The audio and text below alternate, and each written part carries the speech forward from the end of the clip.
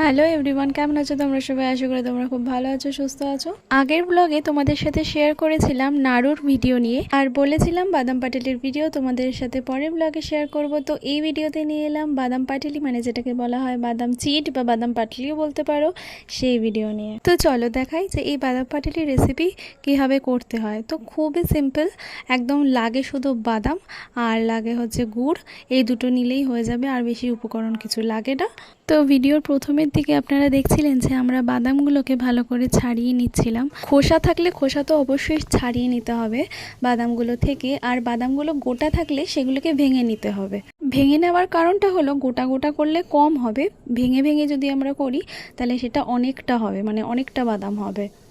ভাঙা মানে জাস্ট গোটা বাদামটাকে ভাঙলেই যেটা দু টুকরো হয়ে যায়, সেরকম নর্মালি যেটা হয় সেরকমই। আর নিয়েছিলাম আখের গুড়, আর গ্যাসে ভালো করে গুড়টাকে আগে গলিয়ে নিতে হবে। যতক্ষণ না পর্যন্ত গুড়টা একদম জলের মতো হচ্ছে, ফেনা ফেনা হয়ে আসছে, ততক্ষণ কিন্তু বাদামটা ওর মধ্যে অ্যাড করা যাবে না। এই বাদাম চিট বা বাদাম পাটালি দেখবেন অনেক মেলাতেও পাওয়া যায়। মেলাতে কিন্তু অন্যরকম হয়, আর বাড়ির কিন্তু একদম রান্না বলতে গেলে পুরো অন্যরকম টেস্ট হয়। আর মা সবসময় গুড় বেশি দিয়ে করে, সেই জন্য একদম চিটচিট ভাব আসে। আমাদের বাড়িতে কিন্তু এই বাদাম পাটালি একমাত্র লক্ষ্মী পুজোর সময় করা হয়। নাড়ু আর বাদাম পাটালি এই দুটো আমাদের বাড়িতে লক্ষ্মী পুজোর সময় হবেই, একদম মাস্ট। ও হ্যাঁ, আর একটা জিনিস আপনাদেরকে বলতে আমি ভুলে গেছিলাম, সেটা হচ্ছে লাগে ঘি। ঘিটা কিন্তু রান্নায় লাগে না, অ্যাকচুয়ালি ঘিটা লাগে থালার মধ্যে এইভাবে মাখানোর জন্য। কারণটা কি বলুন তো? কারণটা কিছুই না, যখন গরম গরম বাদাম পাটালি আমরা থালার মধ্যে নামিয়ে নেব, যখন ওটা ঠান্ডা হবে তখন তুলতে আমাদের খুব সুবিধা হয়, কারণ থালার মধ্যে লেগে যাওয়ার ব্যাপারটা থাকে, যেহেতু আঠা আঠা হয়। তো ঘিটা লাগানো থাকলে ব্যাপারটা তেল তেলে হলে ওটাকে তুলতে সুবিধা হয়। এদিকে গুড়টা একদম গলে জলের মতো হয়ে এসেছে। বাদাম পাটালিকে বাদাম পাটালি বলা হয়, তার কারণ হলো এটা পাটালি গুড় দিয়ে করা হয়, মানে আখের গুড় দিয়ে করা হয়, তাই জন্য এটাকে বাদাম পাটালি বলা হয়। বাদাম পাটালি বানানো কিন্তু অনেক সোজা, মানে নাড়ুর থেকে অন্তত অনেক সোজা। নাড়ু বানানো যেমন খুব কষ্ট, বাদাম পাটালি বানাতে কিন্তু বেশিক্ষণ টাইমও লাগে না, আবার একদম কষ্টও নেই। গুড়টা যেহেতু একদম গলে গেছে, সেই জন্য এবার এর মধ্যে বাদামগুলো অ্যাড করে দেওয়া হলো। এবার এই বাদামটাকে দিয়ে গুড়টাকে ভালো করে মাখিয়ে একটু পাক খাওয়াতে হবে। বাদামটা দেওয়ার সময় খেয়াল রাখতে হবে যে যে পরিমাণটা গুড়টা আছে তার মধ্যে কতটা বাদাম দিলে ভালো হবে। বেশি দিলে একটু ঘন হবে, আর কম বাদাম অ্যাড করলে একটু পাতলা পাতলা হবে। তাই আমরা মোটামুটি একটু বেশি বাদাম দিয়ে করেছি, যাতে জিনিসটা একটু মোটা হয়। ব্যাস, এবার আর কোনো কাজ নেই। বাদামটা মোটামুটি পাক খাওয়ানো হয়ে গেলে নামিয়ে নিতে হবে। এবার হচ্ছে একটা ব্যাপার থাকে, যেটা হচ্ছে শেপের ব্যাপার।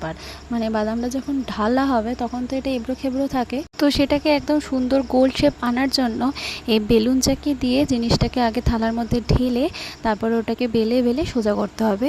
তো পুরো ভিডিওটা দেখুন, তাহলে বুঝতে পারবেন কীরকম হচ্ছে ব্যাপারটা।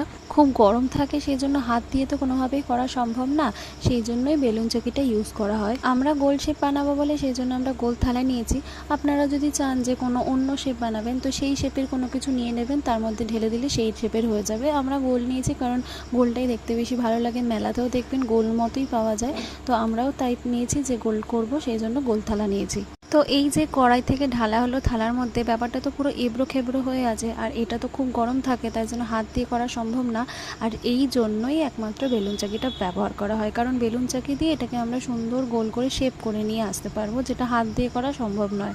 আর এটা একদম ঠান্ডা হওয়া অবধি ওয়েট করতে হবে, কিন্তু নাহলে এই থালা থেকে তোলা যাবে না। আর ঘিটা অ্যাড করেছি তাই জন্য তেল তেলে থাকবে, আর তুলতে আমাদের সুবিধা হবে। আর যখন তুলবো তখন দেখবেন পুরো গোল শেপ হয়েই ব্যাপারটা উঠবে। এরপরে পিস পিস করে নিতে পারেন, বাট গোল শেপটা সুন্দর হয়ে উঠবে তখন। মেলাতে কীভাবে বানায় বা কী কী অ্যাড করে আমরা কিন্তু জানি না, বাট আমরা ঘরোয়া পদ্ধতিতে বাড়িতে এইভাবেই বানাই, খুব সহজভাবে, বেশিক্ষণ লাগেও না। তবে এটা নাড়ুর মতো কিন্তু অত শক্ত না, এটা খুব সহজ, বাড়িতে যখন তখন এনেই বানানো যায়। দেখুন, দেখতে পাচ্ছেন কীরকম এবড়ো খেবড়ো থেকে পুরো গোল একদম প্লেন হয়ে গেল, এই বেলুন চাকি দিয়ে করা হয়েছে বলে। এবার এটাকে 1 ঘন্টার মতো একটু ঠান্ডা হতে দিতে হবে। ঠান্ডা হয়ে যাওয়ার পর এটা একদম শক্ত হয়ে যাবে, তারপর তুলে নিয়ে এটাকে পিস পিস করে সার্ভ করলেই রেডি বাদাম পাটালি। তো আপনারাও যদি কেউ এরকমভাবে বাদাম পাটালি বাড়িতে বানিয়ে থাকেন, বা আরও অন্য কোনো পদ্ধতিতে বানিয়ে থাকেন, তো অবশ্যই আমাকে কমেন্টে শেয়ার করবেন লিখে।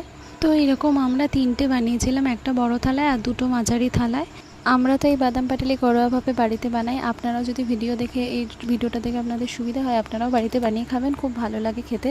বাদাম পাটালিটা কিন্তু আমরা আখের গুড় দিয়েই করেছি, অন্য গুড় দিয়ে করি না। আমরা সাধারণত খেজুরের গুড় এগুলো দিয়ে করি না, বাট আমরা আখের গুড় দিয়ে করেছি। অন্য গুড় দিয়ে করলে কেমন হবে আমি জানি না, তো তোমরা চাইলে ট্রাই করে দেখতে পারো। এই বাদাম পাটালিও দু রকমের হয়, একটা হয় চিনির, একটা হয় গুড়ের। তো আমরা গুড়েরটাই বেশি ভালোবাসি, তাই এটাই করা হয় বাড়িতে। তো আমাদের বাদাম পাটালি তো একদম রেডি। আর ভিডিওটা যদি ভালো লাগে অবশ্যই একটা লাইক কমেন্ট করো, আর আমার চ্যানেলটা কিন্তু সাবস্ক্রাইব করতে একদমই ভুলবে না। তো ভালো থেকো, সুস্থ থেকো। ভিডিওটা ভালো লাগলে কিন্তু অবশ্যই একটু শেয়ার করে দিও। আজকের মতো এখানেই শেষ করলাম, দেখা হবে পরের ব্লগে। আজকের মতো টাটা।